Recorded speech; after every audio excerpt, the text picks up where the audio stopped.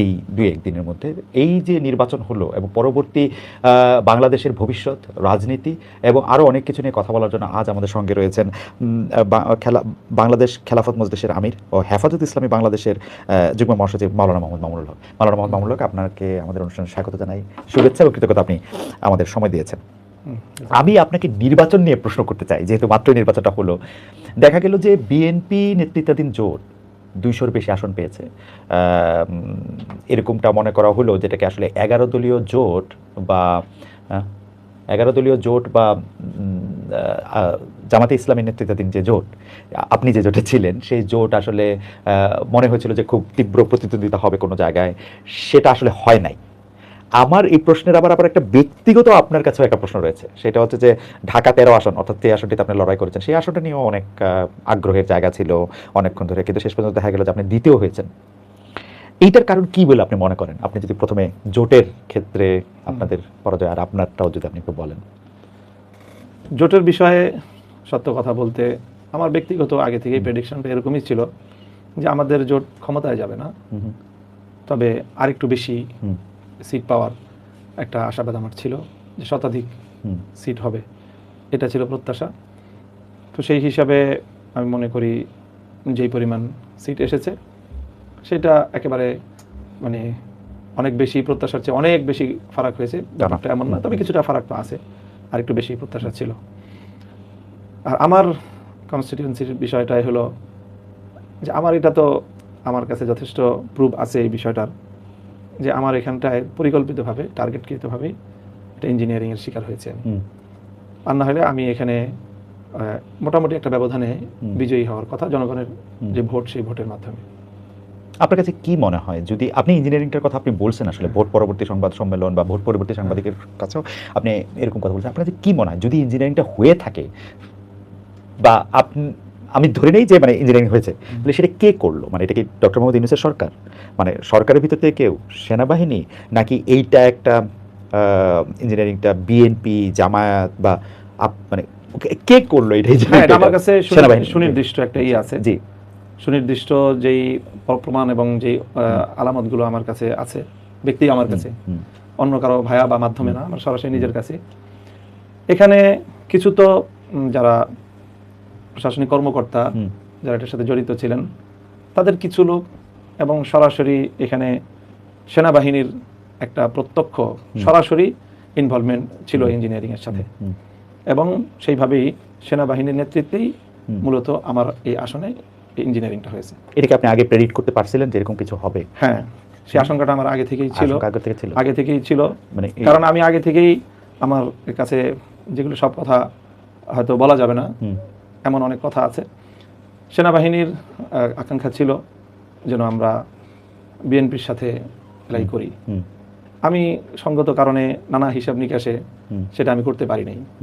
করতে না পারার কারণে তাদের একটা ক্ষোভ আমার প্রতি ছিল, ব্যক্তিগত আমার প্রতি, এবং সেই ক্ষোভের জায়গা থেকে, এবং হয়তো আরো দেশের বাইরের যে সকল শক্তিগুলো আমাদের বাংলাদেশের ইন্টারনাল রাজনীতিকে নিয়ন্ত্রণ করে বা প্রভাব অনেক বেশি যারা সৃষ্টি করে, তারাও অনেকে ব্যক্তিগতভাবে আমাকে চায় নাই যে আমি ঠিক ওই জায়গাটায় প্রতিনিধিত্ব করি। তো তাদের প্রত্যক্ষ একটা মানে ইনভলভমেন্টের মাধ্যমেই আমাকে এখানে নির্বাচনে পরাজিত করার জন্য সরাসরি তারা কাজ করেছে এখানে। আপনার কি মনে হয় যে আপনি যদি জোটটা বিএনপির সাথে করতেন তাহলে এটা হতো না? নিশ্চিতভাবেই আমি এমপিও হতাম এবং মন্ত্রীও থাকতাম। আচ্ছা, এই প্রস্তাবই আপনাকে দেওয়া হয়েছিল? এটা মানে এমন ছিল আমার কাছে অফার। তো খুবই মানে আমি কি বলবো যে ঢাকার অন্যান্য আসনেও কি এরকম হয়েছে বলে আপনার কাছে খবর? ঢাকার অন্যান্য আসনের ব্যাপারে এই ধরনের তীব্র খবর নাই, শুধু ঢাকা 8 আসনের ব্যাপারে আমরা যেটা আশঙ্কা করি যে ঢাকা 8 আসনের বিষয়টাতেও অনেকটা এরকম ভাবে মেকানিজমের মাধ্যমেই ফলাফলটা নির্ধারণ করা হয়েছে। আপনি কি এই ব্যাপারটা নিয়ে আপনার যে জোট সঙ্গী বা জোটের অন্যান্য নেতৃবৃন্দের সঙ্গে আপনি কথা বলেছেন? জামাতের আমির, এনসিপির যিনি আহ্বায়ক আছেন, তাদের সাথে কি আপনাদের এটা নিয়ে কথা হয়েছে? এত ডিটেইলস কথা বলার সুযোগ হয় নাই, বা বলতে পারেন যে আমার ব্যক্তিগত বিষয় তো, আমি ব্যক্তিগত চাওয়াটাকেও যেরকম খুব বড় করে দেখি নাই নির্বাচনের আগে এবং এই জোট হওয়ার ক্ষেত্রে, এবং ঠিক এটার পরেও আমি আমার ব্যক্তিগত জায়গা হওয়ার কারণে বলেছি, তো ঠিক অন্যদের কাছ থেকে প্রত্যাশিত সেই রেসপন্সটা আমি পাই নাই। এইটা একটু কৌতূহলোদ্দীপক না যে মানে আপনি তো মানে খুবই গুরুত্বপূর্ণ জোটের খুব গুরুত্বপূর্ণ নেতা এবং আপনি সব জায়গায় ভোকাল। এমনকি আমরা দেখেছি যখন জোটের একটা আনুষ্ঠানিক ঘোষণা আসলো তখন আপনাকে একটা, আমি তো ওই সময় মানে নিউ ইয়র্কে ছিলাম কিন্তু সামনাসামনি দেখতে পারিনি, টেলিভিশনে স্ক্রিনে তো তখনই দেখেছি। আমার কাছে মনে হয়েছে আপনি মানে এটা বলে না কি ফ্যাক্টরের একটা ভূমিকা আপনি হয়তো পালন করেছেন। তো সেই ক্ষেত্রে আপনার ক্ষেত্রে যদি এত এরকম হয় তাহলে জামাতে ইসলামী বা এনসিপির কি আরেকটু ইনভলভমেন্ট দরকার ছিল বা আরেকটু এটা তারা হয়তো আরেকটু করতে পারতেন। বাকি এখানে বিষয়টা এখানে মানে বিবেচনা করা হয়েছে হয়তো একটা সিট হিসেবে, ওকে একটা সিট। আর এখানে যেহেতু আমার মতো আরো গুরুত্বপূর্ণ একাধিক ব্যক্তিবর্গ এরকম খুব স্বল্প ব্যবধানে পরাজিত হয়েছেন, বিশেষ করে জামাতের সেক্রেটারি জেনারেলের যে বিষয়টা আছে, হয়তো সেগুলোর সাথে সব মিল করে এখানে কোনো একজন ব্যক্তিকে খুব বেশি একটা ফোকাস করাটা জোটের অন্যান্য নেতৃবৃন্দ গুরুত্বপূর্ণ মনে করেন নাই। আমি একটু যদি ভবিষ্যতের দিকে তাকাই, অনেকেই বলছিলেন যে এই 11 দলের যে জোটটা হয়েছে সেটা ঠিক আদর্শের জোট না, এই জোটটা হচ্ছে নির্বাচনী জোট। অনেকে না, আপনারা সবাই বলেছেন আসলে as a matter of fact. আপনি এই জোটের ভবিষ্যৎ কি দেখেন? আপনাদের পথ চলা কি এরকমই থাকবে নাকি আপনি? আমি আদর্শের জায়গা থেকে একটু কথা বলি যে আমাদের এই জোটটা ঠিক আদর্শিক না, আমি সেটা বলবো না। আমাদের এই জোটটার প্রধান মুখ্য যে উদ্দেশ্য ছিল সেটা হলো জুলাই সনদ, রাইট। অর্থাৎ জুলাই সনদের ব্যাপারে এবং জুলাইয়ের স্পিরিটটাকে বাস্তবায়ন করার ক্ষেত্রে আমি কোনো আপোষ করতে চাই নাই। মূলত জুলাইয়ের ব্যাপারে আমার এই অবস্থান এটাই আমাকে এই জোটের দিকে নিয়ে আসছে। কাজে আমরা মনে করি যে আমাদের এই জোটের যে আদর্শিক দৃঢ় যেই জায়গাটা সেটা হলো জুলাই সনদ। জুলাই বিপ্লবটাকে বাংলাদেশে আইনিভাবে, রাজনৈতিকভাবে, সাংবিধানিকভাবে যত রকমভাবে সম্ভব এটাকে প্রতিষ্ঠিত করা, সেই চিন্তা থেকে আমাদের এই জোটের যাত্রা শুরু এবং সেটাকে কেন্দ্র করেই এই জোটটা আসলে গঠিত হয়েছে।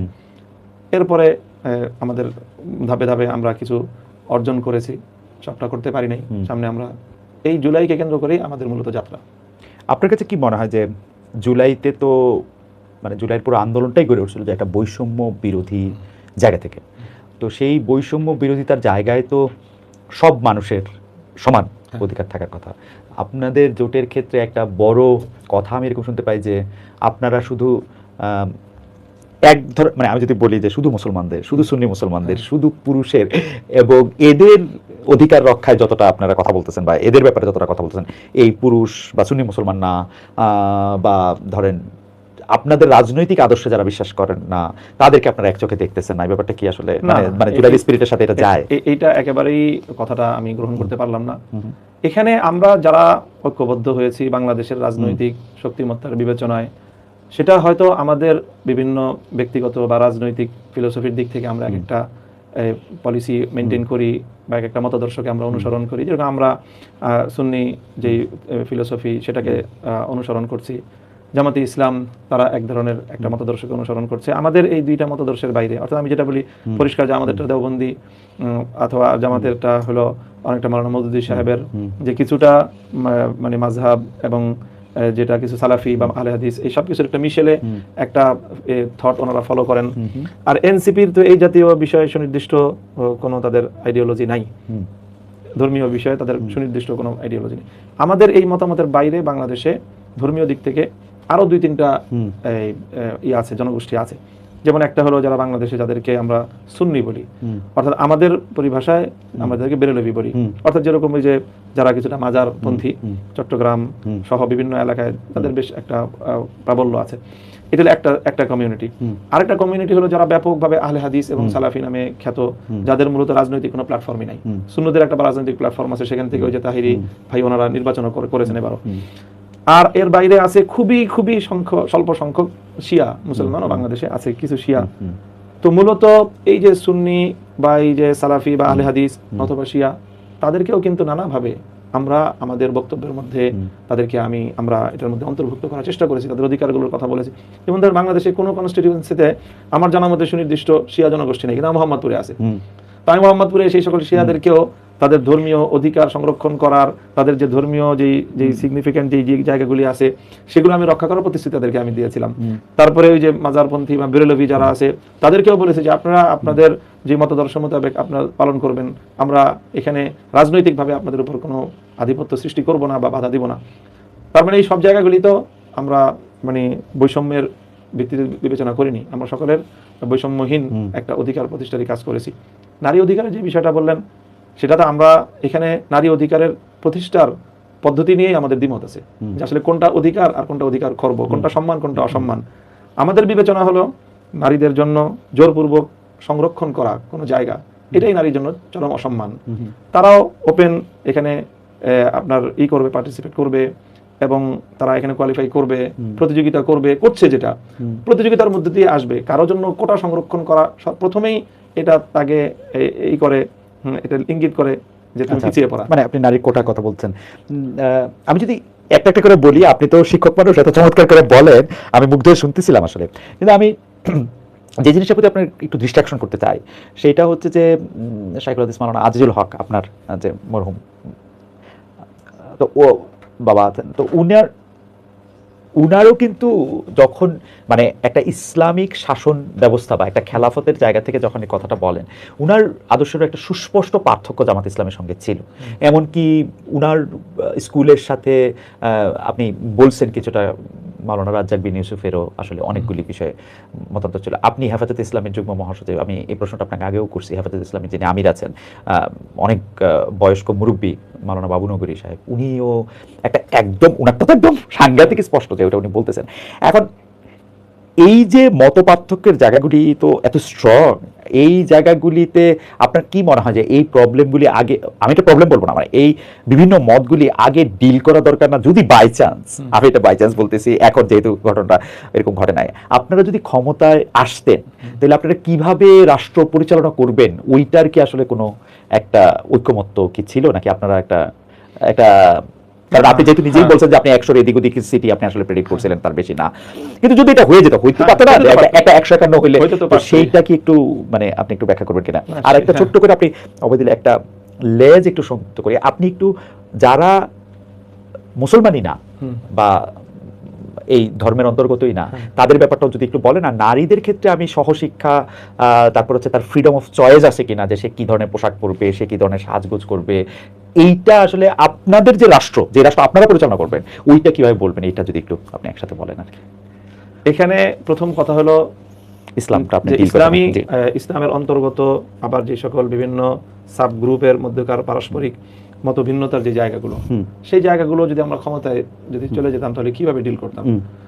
তো স্বাভাবিকভাবেই আমরা এবার তো এই আগে থেকেই ধরে নিয়েছি যে আমাদের এই প্রক্রিয়ায় ক্ষমতায় যাওয়ার মাধ্যমে সরাসরি ডিরেক্টলি একভাবে মানে এক দফায় বা এক ধাপেই আমরা ইসলামকে পরিপূর্ণভাবে রাজনৈতিকভাবে বাংলাদেশে বা প্রশাসনিকভাবে, তারপরে একেবারে শাসনতান্ত্রিকভাবে, সর্বভাবে পরিপূর্ণ আমরা ইসলাম প্রতিষ্ঠা করতে পারবো, সেটা তো আমরা বলি না। আমরাও তো এটাই বলছি যে এটা তো বাংলাদেশের বর্তমান যে রাষ্ট্র কাঠামো, সেই রাষ্ট্র কাঠামোর মধ্যে দিয়ে আমাদেরকে ধাপে ধাপে ইসলাম প্রতিষ্ঠার দিকে অগ্রসর হতে হবে। তো ইসলামের যে রাষ্ট্র ব্যবস্থা, সেই রাষ্ট্র ব্যবস্থা প্রতিষ্ঠিত হলে ইসলামী যে রাষ্ট্র ব্যবস্থা, যে শরিয়া ব্যবস্থা, শরিয়া আইন, সেটার ক্ষেত্রে কিন্তু আমাদের এই যে পারস্পরিক যতগুলো গ্রুপ, আপনি সুন্নি বলেন, দেওবন্দি বলেন, এমনকি আহলে হাদিস বলেন, মওদুদি সাহেবের অনুসারী জামাত ইসলাম বলেন, আমাদের মধ্যে এই জাতীয় বিষয়ে কিন্তু কোনো দ্বিমত নেই, কোনো মত পার্থক্য নেই। কিন্তু শরিয়ার ক্ষেত্রে তো আমি যতদূর দেখছি যে ইভেন মাযহাবগুলির মধ্যে আমি বড় ছোট বলবো না, আমি বলবো যে মত ভিন্নতা রয়েছে। না মানে শরিয়া যখন আপনি বাস্তবায়িত হবে, তো বাস্তবায়িত হওয়ার মূল যে পলিসি বা মূল যে পদ্ধতি, সেটার ব্যাপারে কিন্তু মাযহাবগুলোর মধ্যে কোনো পার্থক্য নেই। একটা জায়গায় পার্থক্য হবে, সেটা আমি বলে দিই। একটা জায়গায় পার্থক্য হবে হলো বিভিন্ন মাসআলা যেগুলো নাকি প্রয়োগ করতে হবে রাষ্ট্রকে আদালতের মাধ্যমে, সেখানে আদালত কোন মাযহাব ফলো করবে, এই একটা প্রশ্ন আসবে। তো এই প্রশ্ন আজকে নতুন না, এটা প্রায় 1300 বছরের প্রশ্ন, এবং সেই 1300 বছরেই কিন্তু ইসলাম কোনো না কোনো মাযহাবকে অনুসরণ করেই এই সকল বিষয়গুলিকে বাস্তবায়ন করেছে। এবং সেখানে আদালতের এক ধরনের, আদালতের যিনি জাস্টিস হবেন, বিচারক হবেন, এবং রাষ্ট্র মূল কাঠামোতে যারা নেতৃত্বে থাকবেন, তাদের এক ধরনের রাইট আছে। যেরকম এখন ধরেন সৌদি আরবে ওনারা কিন্তু শরিয়া আদালত বেশ কিছু ক্ষেত্রে পরিচালনা করেন, আবার ইমারাতে ইসলামী আফগানিস্তান তারাও কিন্তু শরিয়া আদালত শতভাগ বাস্তবায়ন করতেছেন। তো সেখানে কিন্তু সৌদি আরবে এক ধরনের ফিকহ তারা অনুসরণ করতেছেন, সেটা নিয়ে কিন্তু আমাদের হানাফিরা কোনো সময় আপত্তি করি না, যেটা ইসলাম অনুযায়ী হলো না। আবার ইমারাতে ইসলামিয়া ওনারা শতভাগ ফিকহে হানাফি অনুসরণ করতেছেন, ওখানে কিন্তু অন্য মাযহাবের কেউ অথবা ইভেন যারা মাযহাব অনুসরণ করে না তাদের পক্ষ থেকে কিন্তু কখনোই এই অভিযোগ করা হয় না যেটা তো ইসলাম অনুযায়ী হলো না।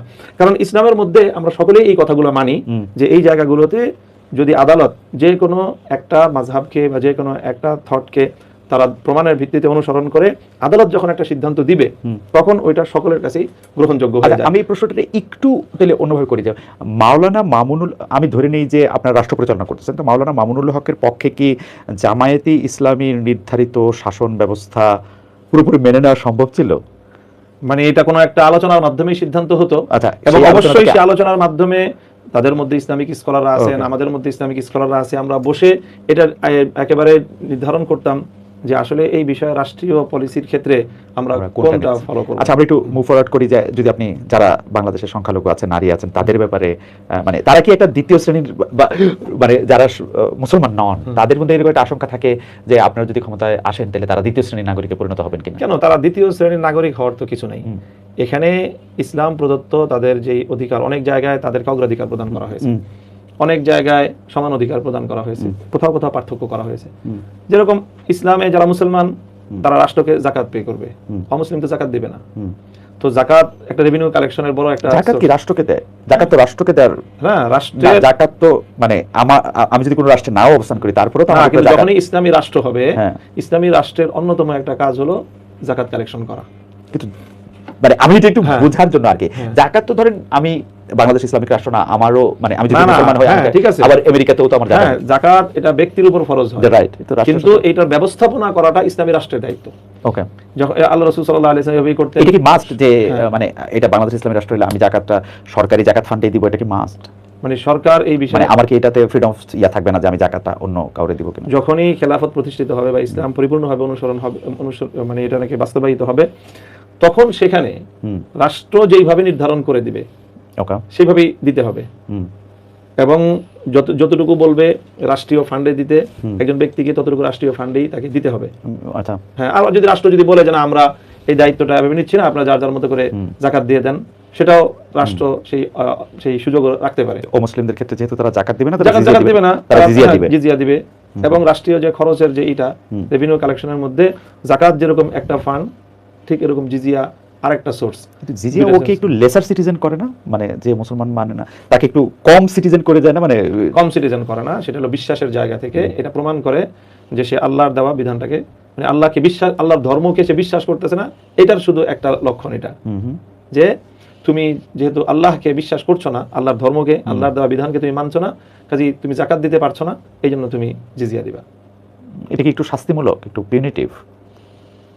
এটা যদি কেউ এখন ফিল করে, মানে ফিল করতো কিনা, আমার একটু ফিলিংটা হচ্ছে এরকম যে এটা একটু শাস্তিমূলক মনে হচ্ছে। এটা এখন একজন মানুষ অমুসলিম, কারণ অমুসলিমের ব্যাপারে ইসলামের বিশ্বাস হলো সে চিরস্থায়ী জাহান্নামী, এখন তার যে জাহান্নামী হওয়াটা এটা শাস্তি কিনা?